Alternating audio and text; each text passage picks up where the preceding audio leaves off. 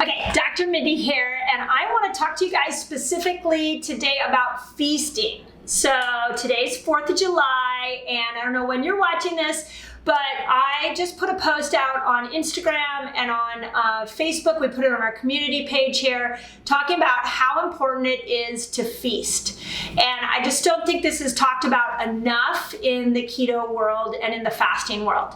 So what I wanted to do with this video is show you guys how I feast, how I approach it. So now we all approach feasting differently, and so I want to, I'm a fan of steps. So I'm going to give you some steps in how to look at this, and then I'm going to show you the foods that I feast on and why I feast on them. So the first step that I believe everybody should be working on is do you know how to get into ketosis? Can you fast for 15 hours pretty comfortably? If you can, awesome, that you're ready to start to try some variation. You're ready to look at some feasting. If ketosis is hard for you, if fasting 15 hours is hard for you, feasting isn't necessarily where you want to be right now. So get comfortable with the ketogenic life, or as we call it here, the ketobiotic life, because we really want you to focus on plant-based foods. So get comfortable with ketobiotic, get comfortable with the 15-hour fast, and once you're comfortable, then come back to this video and watch this video on how you should be feasting, okay? Now, I want to specifically address those of you that have been doing the keto diet for a while, and maybe you're stuck, or your hair's falling out, or you have some other new symptom that appeared. If this is you, then it's really important that you incorporate feasting into your diet. This is why feasting is, I come to you with this information because so many of you are experts at this. You're already doing this so well. You just need to start to take it up a notch and cycle it a little more, okay? And then the third group of people that I see are, this is all prevention for you. You're doing keto, you're not trying to lose weight, you're not trying to change a health condition, you just love how you mentally feel when you're in ketosis. For you, I think feasting is really important because you just got to spice it up. You got to have that variation. Anytime we get really rigid, even if we are loving how we feel in that diet, eventually you're gonna burst, or you're gonna want to binge the other way. So feasting, once you get the hang of it, can really be fun to cycle in and out, and it doesn't have to have like a binge eating component to it once you learn how to play with this, okay? So I think there are 3 different types of feast days. So the first is you feast to build up your hormones, specifically estrogen and progesterone, and I'll talk about that. Second is you feast to build up your muscle. So maybe you've been doing the keto diet for a while, you're starting to lose too much muscle, or maybe like I've got several patients that are Spartan racers and they want to have a lot of explosive power and muscle, and so we have a special feasting strategy for them. So the second would be that you want to build muscle, and the third is you just need variation and you don't want to burn out. So I'm going to show you what those 3 different days would look like. So when you go to feast, the first thing to ask yourself is, what am I trying to accomplish? Of those 3 things, what am I trying to accomplish? Hormones, let's start there. Perimenopause, postmenopausal women, really important that we are focusing on bringing up estrogen and progesterone, because it's around early 40s that those hormones start to tank.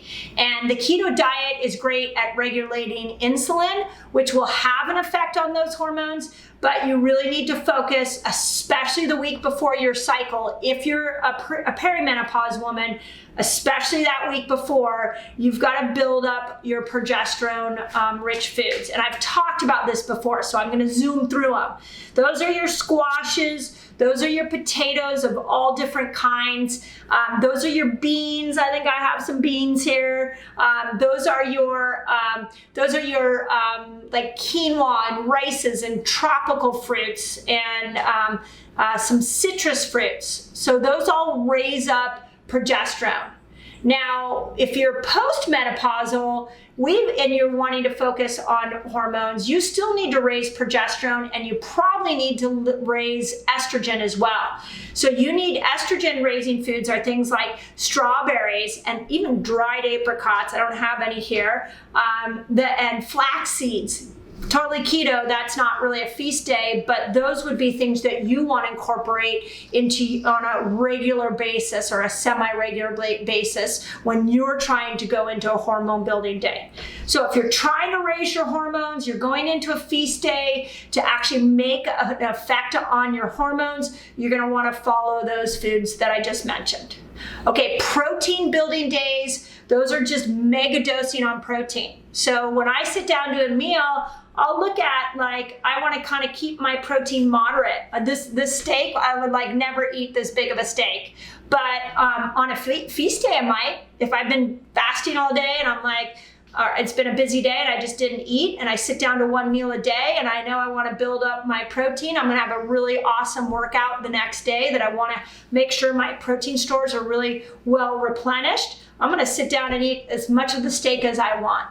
I used to be paleo before I came to keto, and I used to snack all the time on protein. And so on the days that I want to build protein, I'll snack on things like salami and cheese. I'll even do some yogurts, like this is a goat yogurt that we got at the farmer's market. I'll sit down and do some yogurts. I've even done, on a protein load day, I'll do some kefir yogurt, so that I'm kind of stacking where I'm doing the meats, and I'm also working on that. These are great for feeding your microbiome.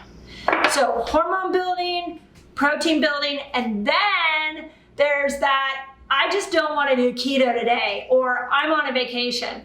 If that's your intention, then I do things like popcorn.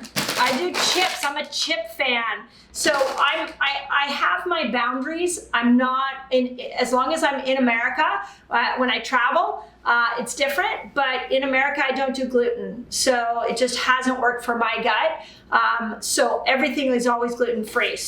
But I'll make my family some gluten-free chocolate brownies. Yeah, it's got a little sugar in it. My son loves these scones, gluten-free scones. And I'll make them, and I'll have a little bit with my meal on a feast day where I just don't want to do keto that day. So tacos, we'll do tacos in our house. If I'm doing a keto day, then I'm going to take something like a paleo wrap, or I'm going to take lettuce as the outer tortilla. If it's a feast day and I just don't want to focus on counting macros and I just want to kind of let a little release valve go, I'll do a taco shell. So to me, it's always healthy food. Always healthy food. Kombucha, I'll do more on a feast day. Wine, I'll do more on a feast day, although we're a fan of Dry Farm wines, which is a keto wine. Low sugar, and you can do those on keto days as well. I'll put the link to Dry Farm wines because this is the only type of wine wines that we get, natural wines from Europe, are the only wines that we'll do. So ask yourself what you're trying to accomplish. Put up your boundaries and just say, like, one of my boundaries is, in America, I don't eat gluten. We were just in Italy. Oh my gosh, we ate pasta and focaccia, and I just wanted gelato. Those are things I would not eat here because I would not feel good, but the quality of food is different over there. So put up your boundaries. What are you willing? Where's the edge of your feasting? And then ask yourself what you're trying to accomplish. I think that is the smartest way to feast. And typically, I would say if you've been doing keto for a while, you need at least 1 day a week to feast.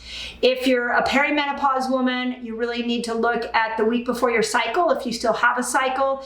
If you're even in your 20s and 30s, I would encourage you a couple of days before your cycle starts that you should be doing some of these hormone building foods. So I hope that helps. I never astray far from a healthy life. But some days I don't want to count macros. Some days I don't want to fast. Some days I just want to eat good quality food, and I don't want to worry about whether I'm in ketosis or not. And then about 80% of the days, I love fasting. I love the way the ketogenic diet feels for me. So I hope that helps. Let me know in the comments if it does. I know it can be confusing, so you guys that want to dive deeper into this, you want to customize it more, join me over at my Reset Academy. That's where I'm really starting to work with groups of people to help you figure out your own personal path with these feast days. Because I know it can be a little tricky, but once you get the hang of it, it's freedom. I promise you, I've sat with so many people that are overeaters or sugar eaters or have food addictions. And once we create some strategies and some steps, they just are free from the have-tos of food and from all the things that they are holding them back from just enjoying food. It really is miraculous, but you've got to step it out, and there is a path for everybody, and sometimes those paths are different. So with that, join me in the Academy and let me know if this helps. And if you want to know more about hormone building and protein building foods, just put it in the comments and I'll make sure that I'm customizing this all for you. So have an awesome day. Hey, Dr. Mindy here, and if you enjoyed this video, please share it out to the world. I'm trying to get really cutting-edge health information into people's hands. And if you want to see more videos like this, just subscribe to my channel and you'll get updates as to when I go live and new videos that I put out there. Every Thursday, by the way, I do a live video from here and answer your questions. So if there are questions you want me to answer, join me then and I'll make sure that I address them. Thanks. Have an awesome day.